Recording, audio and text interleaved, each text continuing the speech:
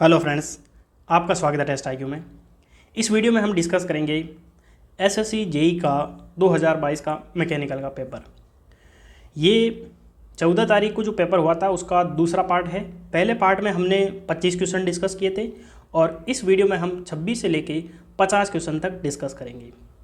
देखिए फ्रेंड्स, इस जो पेपर में 26 से लेके 50 तक क्वेश्चन है उसमें कई क्वेश्चन बहुत ही ज़्यादा अच्छे हैं, कंसेप्ट वाले हैं।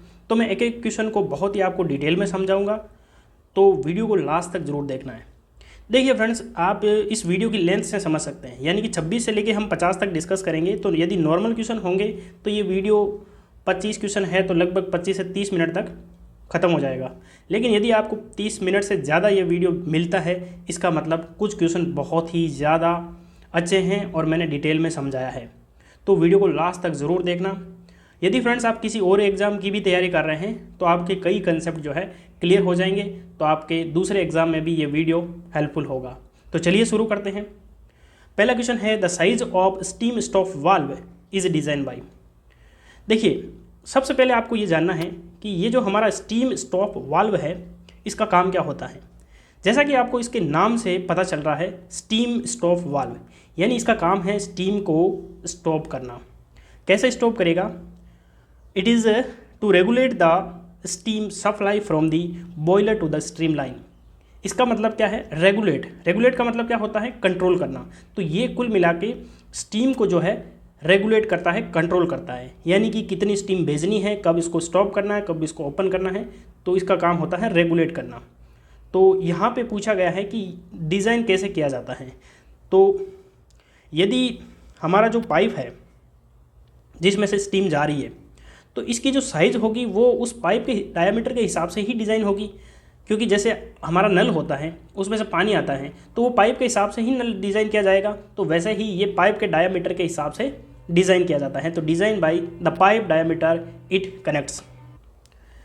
अगला क्वेश्चन दिया गया है, a root blower compress 0.08 metre cube air from 1 bar to 1.5 bar per revolution and ideal work input is found to be 3438.89 newton into metre, then roots efficiency is. तो यहाँ पे आपको बतानी है रूट ब्लोवर की एफिशिएंसी। तो सबसे पहले आपको फॉर्मूला पता होना चाहिए। तो यदि मैं इसके फॉर्मूले की बात करूँ तो एफिशिएंसी ऑफ रूट ब्लोवर क्या हो जाएगा? Actual work required to the ideal work required, ये हो जाएगा। अब यहाँ पे आप देखेंगे कि आइडियल वर्क जो है आपको दे रखा है 3438.89 न्यूटन इंटू मीटर। अब यहाँ पे मैं आपको बताऊँगा कि कैलकुलेशन आपको ईजिली कैसे करना है। सबसे पहले आपको ये पता होना चाहिए कि जो हमारा एक्चुअल वर्क है वो कैसे निकालेंगे। तो यदि मैं एक्चुअल वर्क की बात करूँ तो यहाँ पे क्या हो रहा है, चेंज क्या हो रहा है, प्रेशर चेंज हो रहा है 1 बार टू 1.5 बार। इसका मतलब यहाँ पे प्रेशर चेंज हो रहा है तो W बराबर PdV और VdP, दो प्रकार का वर्क होता है। तो यदि प्रेशर चेंज हो रहा तो VdP। अब यहाँ पे V कितना देर का है? 0.08 इंटू DP। DP का मतलब क्या है? Change in pressure. चेंज कितना हो रहा है? 1 टू 1.5, इसका मतलब 0.5 चेंज हो रहा है। और बार है, इसको कन्वर्ट करेंगे तो 10 टू दी पावर 5 न्यूटन पर मीटर स्क्वायर हो जाएगा। तो यदि मैं इसको मल्टीप्लाई करता हूँ तो यहाँ पे हमारा आंसर क्या आ जाएगा? देखिए, ये 2 के बाद में पॉइंट है, 1 के बाद में 3 तो वैसे चला जाएगा। तो 8 इंटू 5 कितना होता है? 40, और 2 इधर बच जाएगा, यानी कि 4000 न्यूटन इंटू मीटर आपका वर्क डन आ जाएगा। अब हमारे पास एक्चुअल वर्क डन आ गया है, आइडियल हमारे पास है, तो एफिशिएंसी हम इजीली निकाल लेंगे। तो हमारी एफिशिएंसी ऑफ रूट ब्लोवर हो जाएगी, एक्चुअल वर्क कितना है? 3438 है, सॉरी 3438.89 अपॉन 4000। अब यहाँ पे आपके आती है कैलकुलेशन। तो कैलकुलेशन आप इजी करना है तो आप ऑप्शन देखेंगे 25%, 85%, 45% और 68%, यानी कि जो हमारे ऑप्शन हैं वो काफ़ी दूर दूर है। तो मैं क्या करूँगा, इसको 3438 है, इसको मैं लिख दूँगा 3500 कैलकुलेशन ईजी करने के लिए। अपॉन कर दूंगा मैं 4000, यानी कि ये हो जाएगा हमारा 7 पंजे 35, 8 पंजे 40, 7/8। अब देखिए इजी कैलकुलेशन करना है तो 1/8 कितना होता है, 12.5% इंटू 7, 12×7 = 84, यानी कि 84 और 3.5 यानी 87.5 हमारा आंसर आ रहा है। यानी कि जो हमारा आंसर है वो 87 थोड़ा ज़्यादा आ रहा है, क्योंकि हमने 3400 से थोड़ा ज़्यादा लिया था, इसका मतलब 87 से थोड़ा सा कम। तो ऑप्शन जो है यहाँ पे सेकंड करेक्ट हो जाएगा 85.9%। तो मुझे उम्मीद है कि आपको ये क्वेश्चन समझ में आया है और बहुत ही अच्छे तरीके से समझ में आया है, क्योंकि हमने कैलकुलेशन बहुत ही ईजी तरीके से की है। अगला क्वेश्चन देखते हैं। अगला क्वेश्चन दिया गया है, from which of the following air standard cycle and Otto cycle may be obtain if constant pressure heat addition is removed. यानी कि यहाँ पे आपको दिया गया है कि यदि हम constant pressure heat addition remove कर देंगे तो हमको ऑटो साइकिल मिलेगा। इसका मतलब हीट एडिशन जो है वो कांस्टेंट प्रेशर पे भी है, और ऑटो साइकिल हम जानते हैं। सबसे पहले मैं आपको बता देता हूँ ऑटो साइकिल। ऑटो साइकिल का यदि हम पीवी डायग्राम बनाते हैं तो क्या बन जाएगा, ये आपका पीवी डायग्राम मैं अच्छे से बना देता हूँ।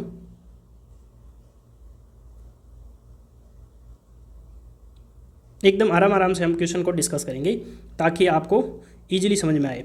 अब देखिए 1 to 2 compression adiabatic, 2 to 3 heat addition है, और 3 to 4 एक्सपांसन है, और 4 to 1 है आपका हीट रिजेक्शन। ये आपका हीट एडिशन हो गया। ये हमारे ऑटो साइकिल का पीवी डायग्राम हो गया। ठीक है, ये समझ गए आप। अब हम देखते हैं ड्यूल साइकिल जो होता है। ड्यूल का मतलब क्या है, यहाँ पे हीट एडिशन कांस्टेंट प्रेशर पे भी होता है और कांस्टेंट वॉल्यूम पे भी होता है। तो यदि मैं ड्यूल साइकिल का पीवी डायग्राम बनाऊं तो कैसे बन जाएगा। वैसे मैंने आपको ऑलरेडी जो है ड्यूल साइकिल, ऑटो साइकिल सब पढ़ा रखा है डिटेल में। तो यदि आपको देखना है वीडियो तो आप प्लेलिस्ट में जाइए और वहाँ से आप जो है वीडियो देख सकते हैं। ये हमारा पीवी डायग्राम हो गया, किसका, ड्यूल का। यानी कि 1 to 2 जो है ये एडियाबैटिक कंप्रेशन, फिर हमारा जो हीट एडिशन है वो कांस्टेंट वॉल्यूम पे हो रहा है, कांस्टेंट वॉल्यूम, क्योंकि यहाँ पे देख सकते हैं आप कांस्टेंट वॉल्यूम। फिर हमारा कांस्टेंट प्रेशर पे हीट एडिशन हो रहा है, फिर एक्सपांसन हो रहा है एडियाबैटिक, और यहाँ पे हीट रिजेक्शन हो रहा है। अब देखिए ये जो हमारा ड्यूल साइकिल है, इसमें यदि हम कांस्टेंट प्रेशर हीट एडिशन को रिमूव कर देंगे, कांस्टेंट प्रेशर हीट एडिशन, यानी कि ये पोर्शन हम रिमूव कर देंगे, तो ये जो हमारा पॉइंट है 1 2 3, ये 4 वाला, और ये 5 पॉइंट है, ये 4 जो है ये 3 पे आ जाएगा। तो हमारा जो है ऑटो साइकिल में ये कन्वर्ट हो जाएगा। तो ऑप्शन यहाँ पे सेकंड करेक्ट हो जाएगा। Which of the following is not a type of wet sump lubricating system, pressure feed system, splash and pressure system, splash system. ये जो तीनों हैं ये हैं आपके वेट सम्प लुब्रिकेटिंग सिस्टम। लेकिन यहाँ पे जो मिस्ट लुब्रिकेशन सिस्टम है ये आपका ड्राई लुब्रिकेशन सिस्टम है। तो इसलिए हमारा जो आंसर है वो फोर्थ करेक्ट हो जाएगा। यहाँ पे आपको ध्यान रखना है, बस इसमें याद रखना है कि वेट सम्प में कौन से आते हैं और ड्राई में कौन से आते हैं। नेक्स्ट क्वेश्चन दिया गया है, विच of the following is not A statement of second law of thermodynamics. देखिए पिछले वीडियो में भी हमने क्वेश्चन डिस्कस किया था, इसका मतलब एक ही पेपर में सेकेंड लॉ के 2 क्वेश्चन आए हुए हैं। तो सेकेंड लॉ बहुत ही ज़्यादा इंपॉर्टेंट है। Principle of increase of entropy. देखिए सेकेंड लॉ जो है एंट्रोपी के बारे में बात करता है। केल्विन प्लांक स्टेटमेंट और क्लॉसियस स्टेटमेंट ये दोनों सेकेंड लॉ पे बेस्ड है। यदि फ्रेंड्स आपको केल्विन प्लांक स्टेटमेंट और क्लॉसियस स्टेटमेंट में बारे में डिटेल में जानना है तो आप ये लिख दीजिए यूट्यूब पे केल्विन प्लांक स्टेटमेंट, आगे टेस्ट IQ लिखेंगे तो आपको वीडियो मिल जाएगा। मैंने थ्योरी में आपको बहुत ही अच्छे से समझाया है। अब यहाँ पे देखिए सेकेंड ऑप्शन दिया गया principle of conservation of energy. तो ये किसका है, ये है हमारा फर्स्ट लॉ ऑफ थर्मोडायनेमिक्स, क्योंकि फर्स्ट लॉ ऑफ थर्मोडायनेमिक्स किसके बारे में बात करता है, एनर्जी कंजर्वेशन के बारे में। तो सेकंड यहाँ पे आंसर करेक्ट हो जाएगा। Thermostat is used in a water cooled engine to maintain the. तो सबसे पहले आपको ये पता होना चाहिए कि थर्मोस्टेट होता क्या है। It is a device which is use to control the temperature of any machine.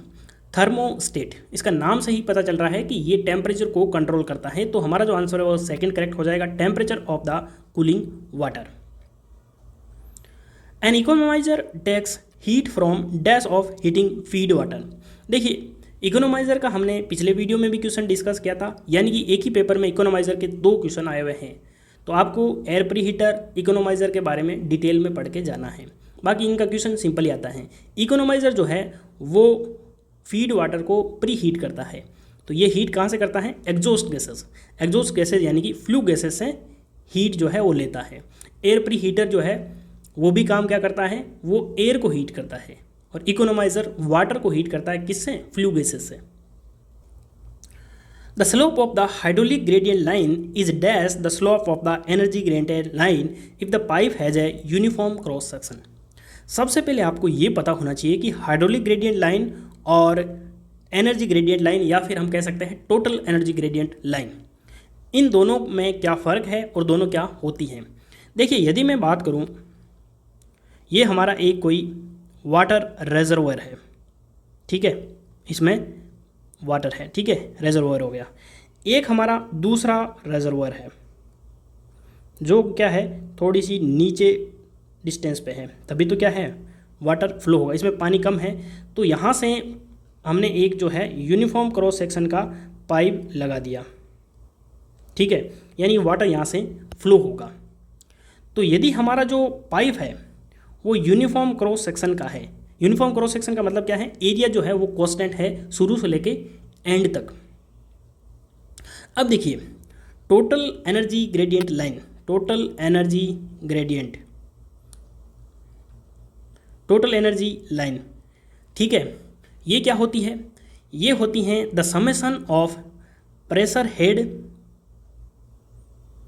Velocity head and datum head.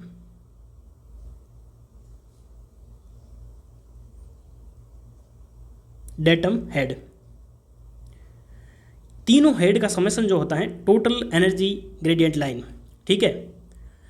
और दूसरी होती है हाइड्रोलिक ग्रेडियंट लाइन, इसको हम बोलते हैं पीजोमेट्रिक ग्रेडियंट लाइन।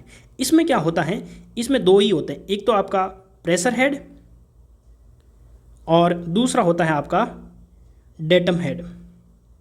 इसका मतलब यहाँ पे क्या हो गया कि यदि मैं बात करूँ total energy gradient line minus hydraulic gradient line is equal to क्या हो जाएगा, वेलोसिटी हेड। अब वेलोसिटी हेड यदि मैं बात करूं तो क्या हो जाएगा, v²/2g। तो ये जो डिफरेंस है ये हमेशा क्या रहेगा, मेंटेन रहेगा, क्योंकि हमारा जो पाइप है ये यूनिफॉर्म क्रॉस सेक्शन का है।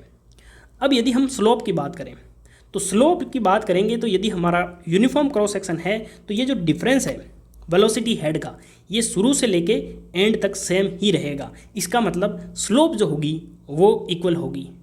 तो हमारा जो ऑप्शन है वो थर्ड करेक्ट हो जाएगा।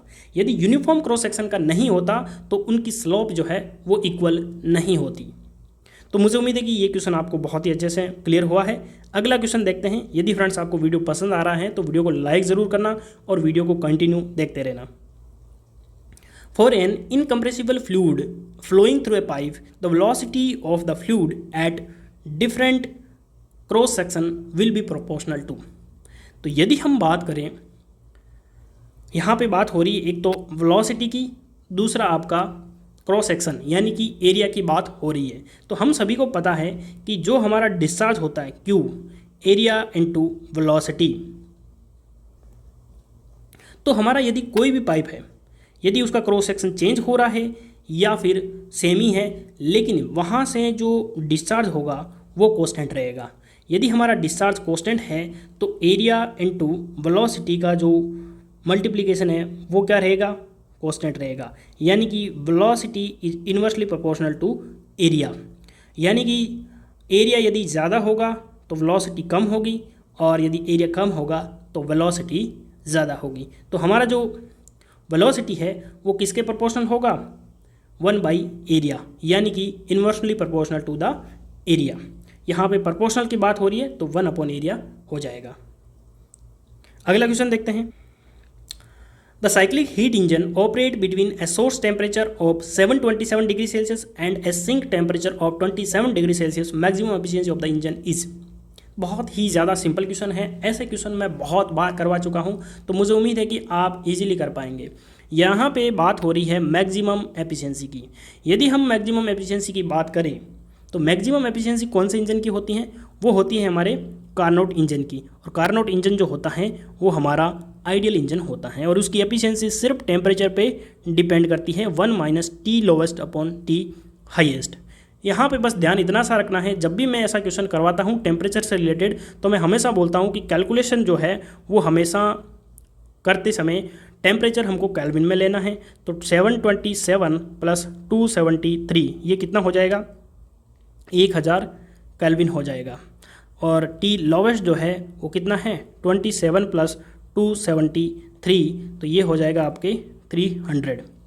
तो हमारी जो एफिशिएंसी है वो कार्नोट इंजन की कितनी हो जाएगी? 1 - टी लोवेस्ट कितना है? 300 केल्विन अपॉन 1000, यानी कि ये हो जाएगी आपके 3/10 यानी कि 7/10। तो 70% हमारी जो है एफिशिएंसी हो जाएगी। ऑप्शन यहाँ पे सेकंड करेक्ट हो जाएगा। The force behind the existence of surface tension. Surface tension किसकी वजह से होता है? तो सरफेस टेंशन होता है कोहेशन की वजह से। कोहेशन क्या होता है? सेम मॉलिक्यूल के बीच में जो फोर्स लगता है वो हमारा कोहेशन होता है, और डिफरेंट मॉलिक्यूल के बीच में फोर्स लगता है उसे हम एडहेशन बोलते हैं। बहुत बार करवा चुका हूँ और मुझे उम्मीद है कि आप सभी को ये क्वेश्चन आता है। विच of the following is a dead weight governor? Pickering governor, Hartnell, Powell governor या फिर वॉट गवर्नर? वॉट गवर्नर सबसे सिंपल गवर्नर होता है। प्रोवेल गवर्नर जो होता है उसमें हमारे डेड वेट लगा होता है। मैं आपको डायग्राम बता देता हूँ ताकि आपको ज़्यादा समझ में आए। यहाँ पे आप देख सकते हैं, ये जो आपको डायग्राम में दिख रहा है ये हमारा प्रोवेल गवर्नर है, और यहाँ पे जो ये डेड वेट दिख रहा है, यहाँ पे देखिए ये जो आपको दिख रहा है ये W, ये है हमारा डेड वेट। ठीक है, तो सही आंसर क्या हो जाएगा? Powell governor. Powell governor dead weight governor बोलते हैं। अगला क्वेश्चन देखते हैं। For the given PV diagram which of the following statement holds true? देखिए यहाँ से 1 to 2, 2 to 3, 3 to 4, 4 to 1। अब यहाँ पे आप नोटिस करेंगे कि ये जो हमारा साइकिल है ये एंटी क्लॉकवाइज हो रहा है। तो आपको एक चीज़ हमेशा ध्यान रखना है, यदि हमारा जो साइकिल है वो एंटी क्लॉकवाइज घूम रहा है, इसका मतलब ये वर्क जो है कंज्यूमिंग डिवाइस है, कंज्यूमिंग डिवाइस। और यदि हमारा साइकिल जो है क्लॉकवाइज है तो हमारा वर्क जो है प्रोड्यूसिंग डिवाइस हो जाएगा। ये आपको हमेशा ध्यान रखना है, बहुत ही ज़्यादा इंपॉर्टेंट जानकारी है। अब वर्क कंज्यूमिंग डिवाइस है तो यहाँ पे आप देखेंगे 1 to 2, 1 to 2 ये हमारा पीवी डायग्राम है। तो 1 to 2 कौन सा प्रोसेस हो जाएगा? यहाँ पे हो रहा है कंप्रेशन, तो ये हो जाएगा आपके आइसेंट्रोपिक कंप्रेशन। ठीक है, अब यहाँ पे देखिए ये प्रेशर है, तो ये प्रेशर के इक्वल लाइन है, यानी कि कांस्टेंट प्रेशर। और कांस्टेंट प्रेशर में हो क्या रहा है? यहाँ पे हीट रिजेक्शन हो रहा है। क्या हो रहा है? Heat rejection. इसको हम बोलते हैं कंडेंसेशन। ठीक है, अब यहाँ पे 3 to 4 देखेंगे, ये डॉटेड लाइन दे रखी है क्योंकि ये हमारा आइसोएंथैल्पिक प्रोसेस है, यानी कि ये हमारा प्रोसेस जो है वो थ्रोटलिंग हो जाएगा। थ्रोटलिंग प्रोसेस में जो होता है वो हमारी एंथैल्पी जो होती हैं वो कांस्टेंट होती है, और प्रेशर जो है यहाँ पे रिड्यूस हो रहा है। और 4 to 1 में यहाँ पे से हीट एब्जॉर्ब कर रहा है, हीट एब्जॉर्ब कौन करता है वर्क कंज्यूमिंग डिवाइस में? इवेपोरेटर। ये जो हीट रिजेक्शन का काम कौन करता है? कंडेंसर। ठीक है, यहाँ पे हीट एब्जॉर्ब हो रही इवेपोरेटर के द्वारा। तो यहाँ पे आपको पूछा क्या गया है? तो P diagram which of the following statement is true? Process 2 to 3, 2 to 3 क्या है? इवेपोरेशन प्रोसेस नहीं है, ये है हमारा कंडेंसेशन। कंडेंसर यहाँ पे लगा हुआ है। Process 3 to 4 is throttling process, तो ये हमारा सेकंड करेक्ट हो जाएगा। बाकी मैंने सारे प्रोसेस आपको अच्छे से समझा दिया है। अगला क्वेश्चन देखते हैं। फॉर वेरिएबल फ्लो प्रोसेस, देखिए मैं पहले आपको समझा देता हूँ। जैसे हमारा पास कोई एक वाटर कंटेनर है, ठीक है। अब इसके अंदर क्या है, वाटर भरा हुआ है, ठीक है। हमने क्या यहाँ पे एक पाइप लगा दिया जिससे हमारा ये वाटर जो है वो फ्लो हो रहा है, ठीक है। अब यहाँ पे आप एक चीज़ नोटिस करेंगे कि पहले ये जो है यहाँ तक भरा हुआ है, तो इसकी जो वेलोसिटी है वो हाई होगी। जैसे जैसे इसकी जो वाटर जो है कम होता रहेगा, वेलोसिटी रिड्यूस होती जाएगी। यानी कि यहाँ पे इस पॉइंट पे हम बात कर रहे हैं जहाँ से हमने पाइप लगा रखा है, तो इसका मतलब यहाँ पे जो लोकेशन है वो क्या है, फिक्स है। तो लोकेशन फिक्स है तो हम क्या कर रहे हैं, टाइम जो है वो हमारा चेंज हो रहा है। टाइम चेंज होने के साथ में प्रॉपर्टी चेंज हो रही है या नहीं हो रही है? आप कहेंगे प्रॉपर्टी चेंज हो रही है। कैसे हो रही है? क्योंकि जो वाटर का जो फ्लो होगा वो पहले ज़्यादा होगा क्योंकि हाइट ज़्यादा है, क्योंकि P बराबर क्या होता है, ρgh। तो जितनी ज़्यादा हाइट होगी उतना हमारा प्रेशर यहाँ पे ज़्यादा लगेगा, तो वेलोसिटी भी ज़्यादा होगी और डिस्चार्ज भी ज़्यादा होगा। धीरे धीरे इसमें पानी कम होता जाएगा और उसकी वेलोसिटी जो है रिड्यूस होती जाएगी और डिस्चार्ज भी कम होता जाएगा। कहने का मेरा मतलब ये है कि यहाँ पे हमारे प्रॉपर्टी जो है वो चेंज हो रही है with respect to the time. तो यदि हमारी property with respect to time change होती हैं उसको हम बोलते हैं स्टडी फ्लो। क्या बोलते हैं? Steady flow. स्टडी फ्लो का सॉरी अनस्टडी फ्लो, मेरे मुंह से गलती से निकल गया। तो ये हमारा जो प्रोसेस है वो अनस्टडी फ्लो हो जाएगा। स्टडी जो है does not depend on the time, तो ये टाइम पे डिपेंड कर रहा है, तो अनस्टडी फ्लो हो जाएगा। और अनस्टडी फ्लो का दूसरा नाम है वेरिएबल फ्लो प्रोसेस, क्योंकि यहाँ पे फ्लो जो है वो क्या हो रहा है, वेरिएबल हो रहा है। तो any thermodynamic property will have a fix value at a particular location, क्योंकि यहाँ पे हमारे पर्टिकुलर लोकेशन का मतलब क्या है, लोकेशन हमारी फिक्स है, and will change with time, तो टाइम के हिसाब से चेंज हो रही है। विच of the following is the effect of super cooling? सबसे पहले हम आपको ये पता होना चाहिए कि सुपर कूलिंग होती क्या है। तो यदि मैं सुपर कूलिंग की बात करूँ तो पहले मैं आपको TS डायग्राम बना के बता देता हूँ। तो यदि मैं TS डायग्राम बनाऊँगा तो यहाँ पे आप नोटिस करेंगे ये हमारी क्या है, कांस्टेंट प्रेशर लाइन है, ठीक है। अब देखिए मैं प्रोसेस शुरू करता हूँ।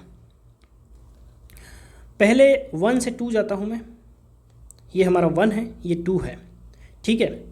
फिर 2 2 यहाँ पे आपका 3 प्रोसेस में यहाँ तक जाता हूँ, ठीक है। ये हमारा 2 2 3 हो जाएगा, ठीक है। अब देखिए 3 2 4, अभी हमने देखा था आइसोएंथैल्पिक प्रोसेस होता है, तो 3 2 4 यहाँ तक गया, 4 से यहाँ पे 1 पे आ जाएगा।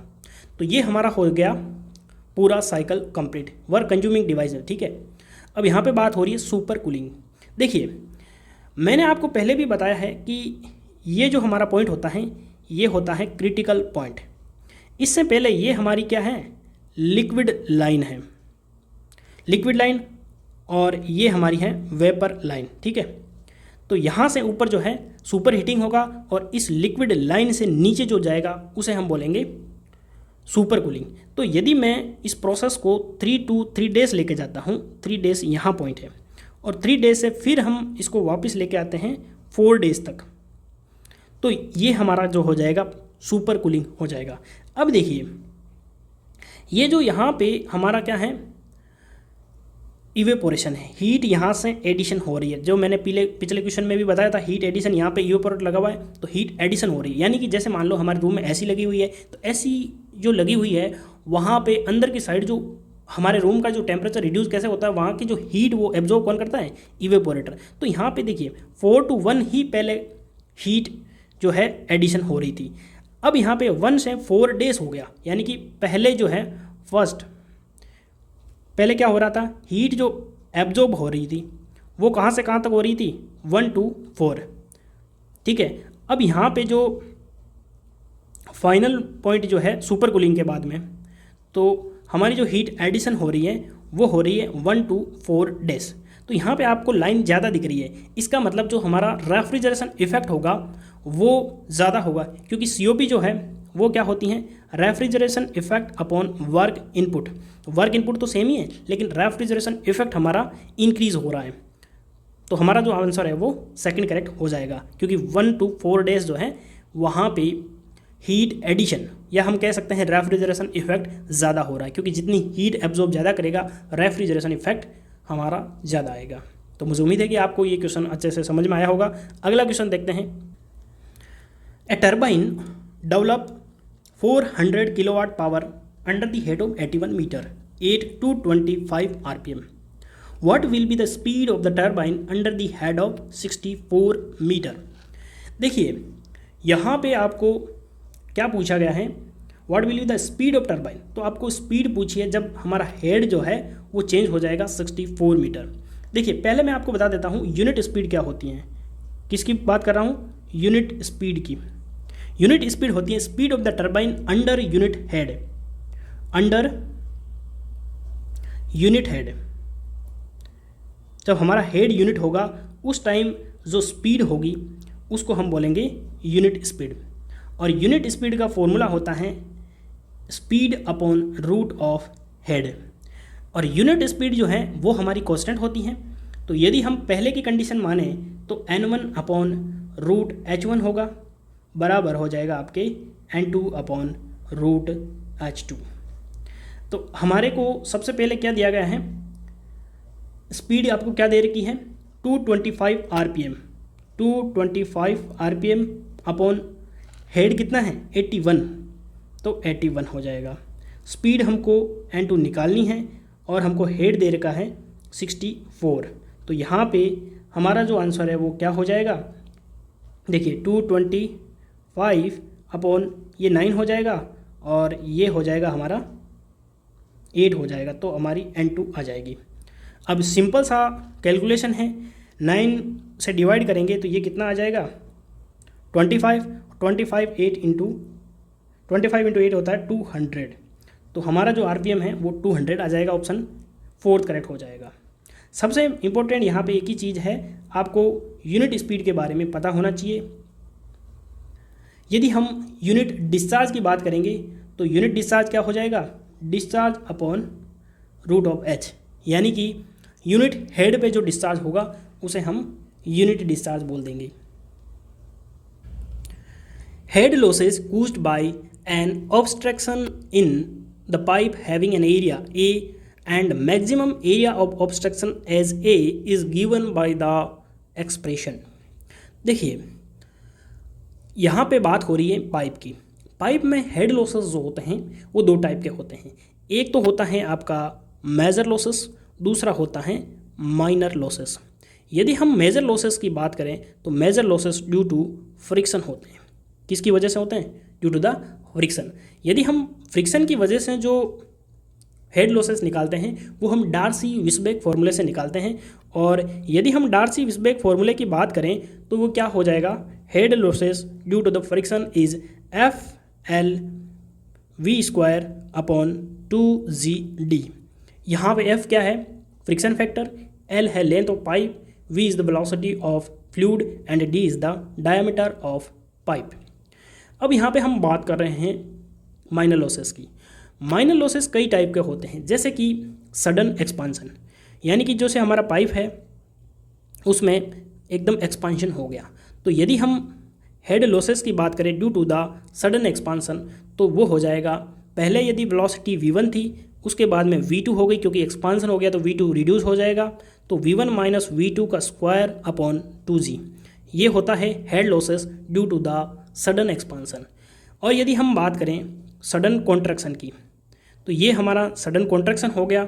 इसमें यदि हम हेड लॉसेस की बात करें, head losses due to the sudden contraction, तो ये क्या हो जाएगा 1/cc। ये होता है कोफिशिएंट ऑफ कॉन्ट्रैक्शन -1 का square into V2² upon 2G। यदि हम इसको सोल्व करते हैं या एवरेज वैल्यू लेते हैं तो 0.5 V2 का स्क्वायर अपॉन 2G ये हमारा फाइनल वैल्यू आता है। तो ये हो गया हमारा head losses due to the sudden contraction. ये भी माइनर लॉसेस के अंदर आता है। तीसरा यदि हम बात करें head losses due to the obstruction, देखिए मैं इसको थोड़ा सही से समझाता हूँ। Head losses due to the obstruction, देखिए ये हमारा पाइप है, इसमें मान लो कोई एक ऑब्स्ट्रक्शन रखा हुआ है, तो यदि हमारा पहले जो एरिया है वो ए था, अब जो है ये जो ऑब्स्ट्रक्शन है इसका एरिया ए है, तो ये जो बचा हुआ एरिया कितना हो जाएगा, कैपिटल ए माइनस स्मॉल ए। ठीक है, ये हमारा क्या है, ऑब्स्ट्रक्शन। तो फाइनल जो फॉर्मूला है यानी कि head losses due to the obstruction, ये हमारा हो जाएगा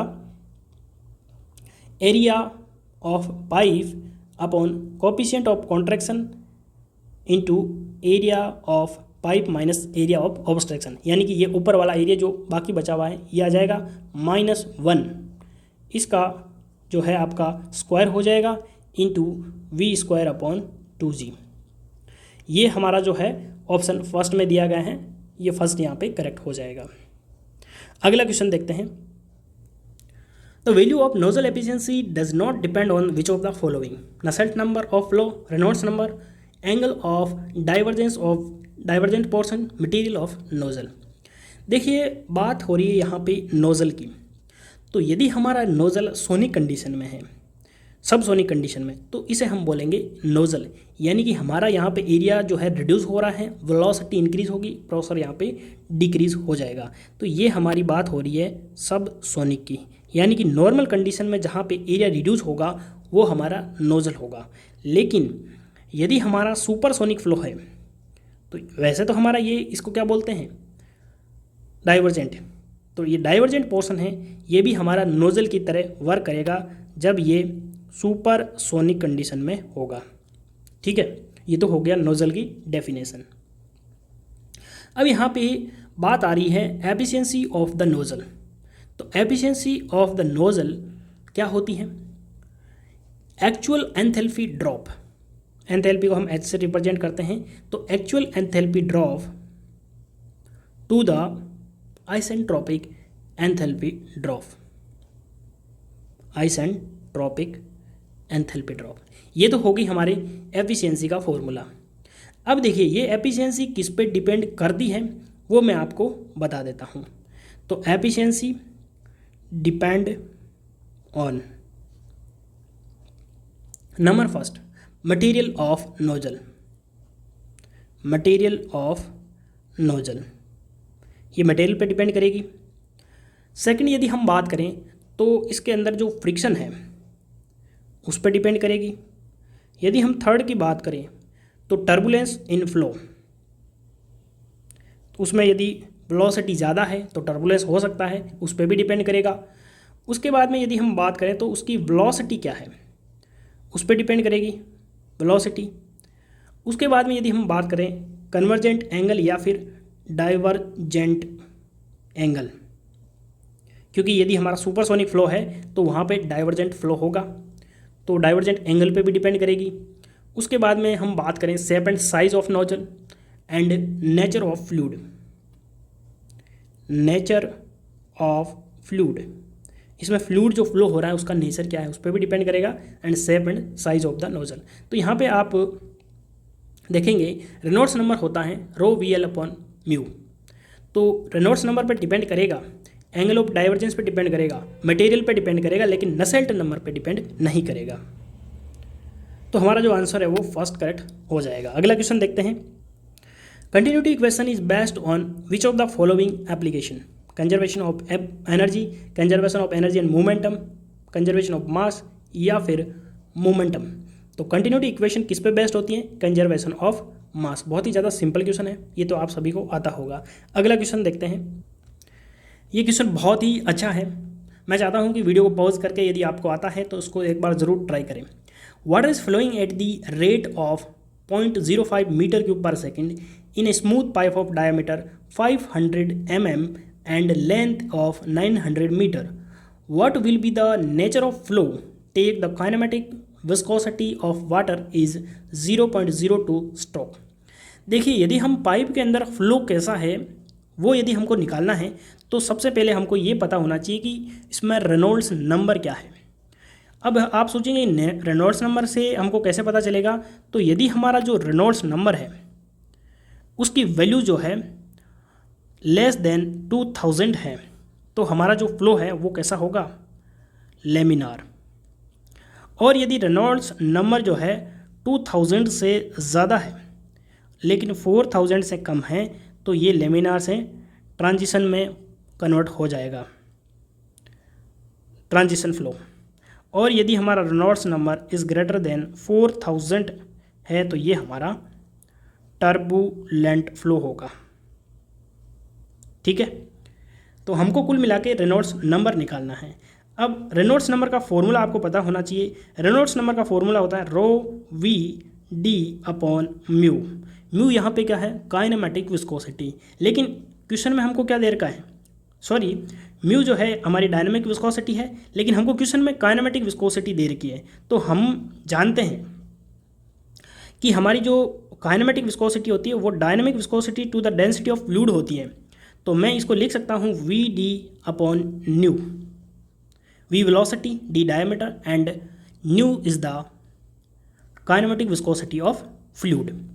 अब यहाँ पे हमको डायमीटर दे रखा है डायरेक्ट, काइनेमेटिक विस्कोसिटी दे रखी है, लेकिन हमको वेलोसिटी नहीं दे रखी। वेलोसिटी की जगह हमको क्या दे रखा है, flowing at the rate of 0.05 metre cube per second, यानी कि हमको डिस्चार्ज दे रखा है। तो डिस्चार्ज क्यू बराबर क्या होता है, एरिया इंटू वेलोसिटी। तो यहाँ से हमारे पास वेलोसिटी आ जाएगी discharge upon area.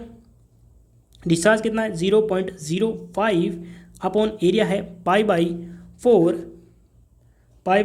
D square. D यहाँ पे कितना है, डायमीटर 500 mm में, हमको मीटर में लेना है, तो 0.5 का स्क्वायर हो जाएगा।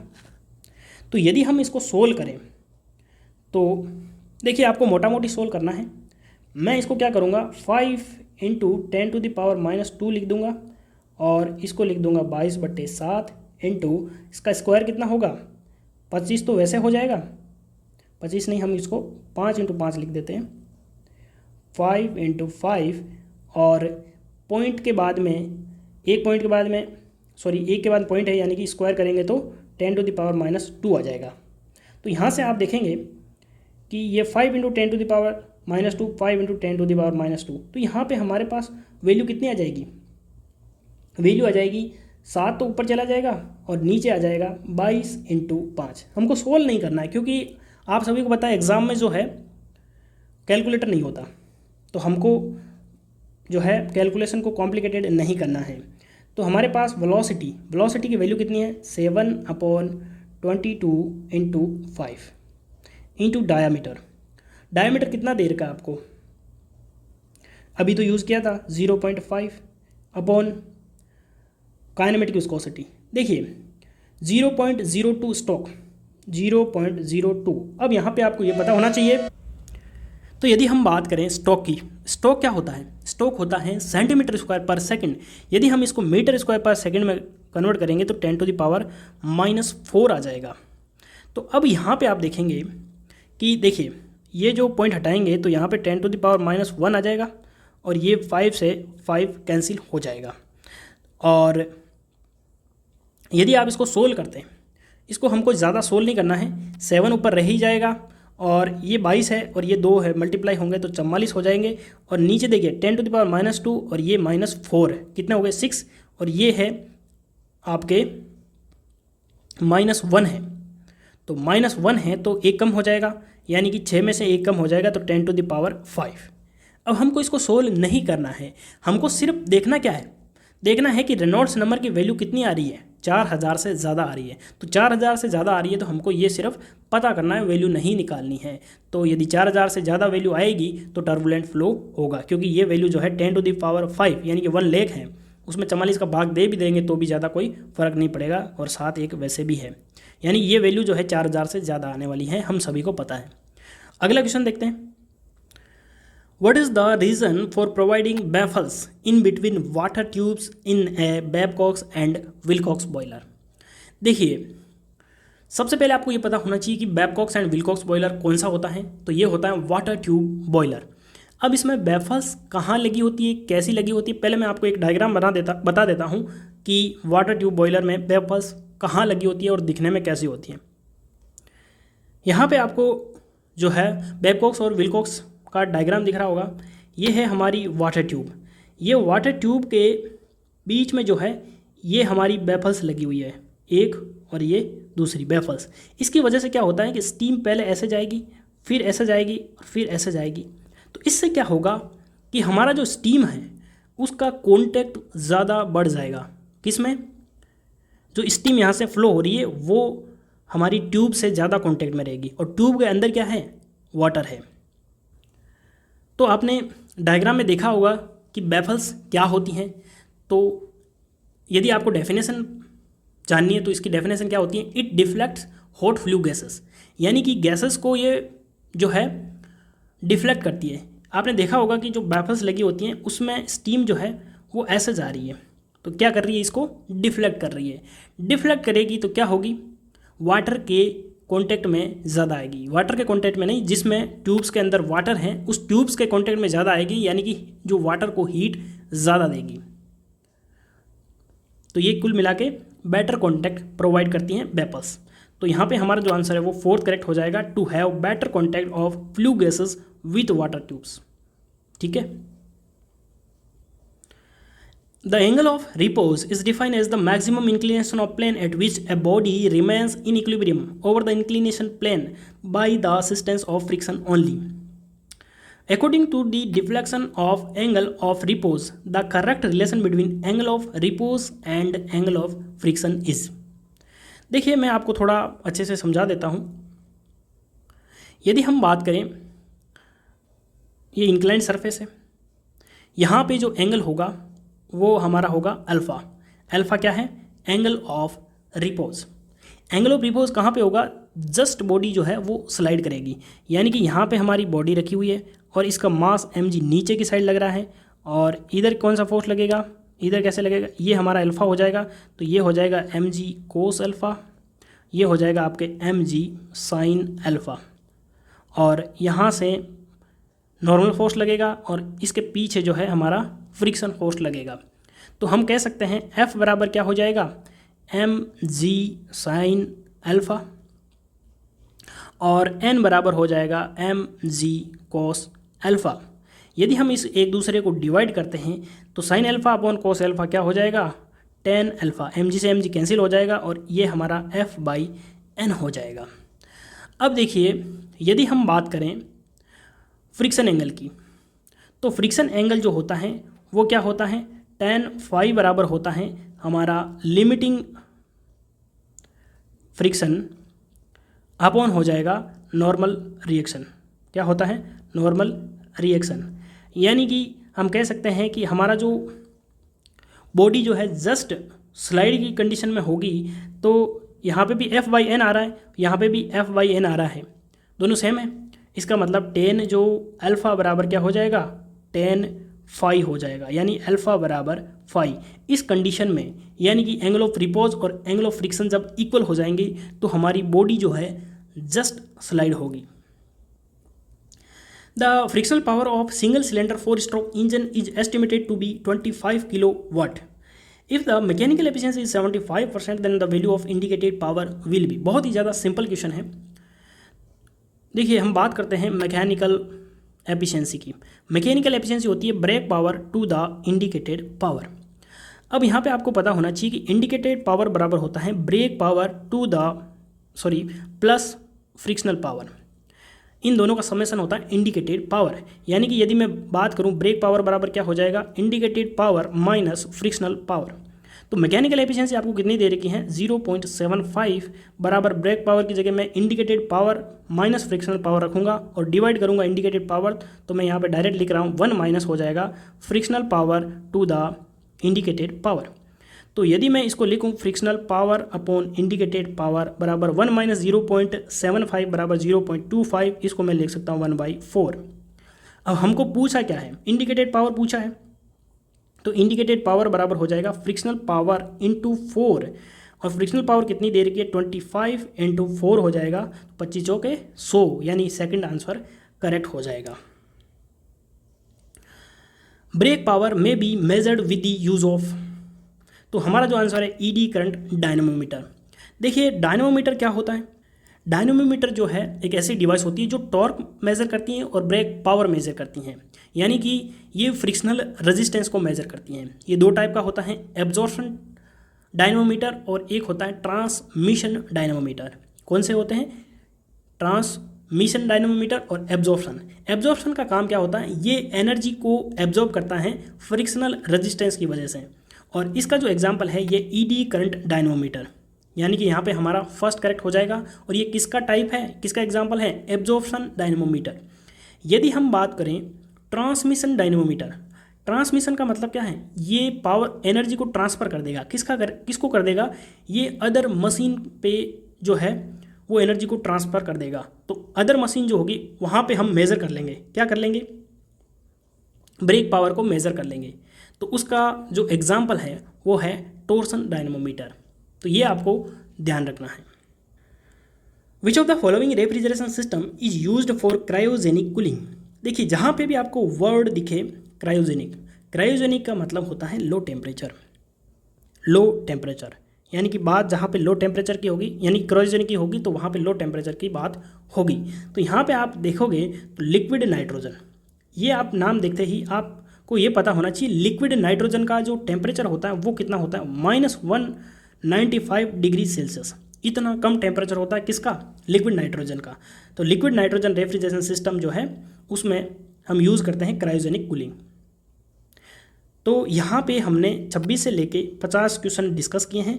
वीडियो थोड़ा लंबा हो गया है क्योंकि मैंने एक एक क्वेश्चन को बहुत ही डिटेल में डिस्कस किया। यदि आप यहाँ तक पहुँच गए हैं इसका मतलब आप एग्ज़ाम के लिए सीरियस हैं। तो आपको वीडियो कैसा लगा कमेंट बॉक्स में ज़रूर बताना। और यदि आपको वीडियो पसंद आया है तो वीडियो को लाइक करें, दोस्तों को शेयर करें और चैनल पर नए हैं तो सब्सक्राइब ज़रूर कर लें। Thank you.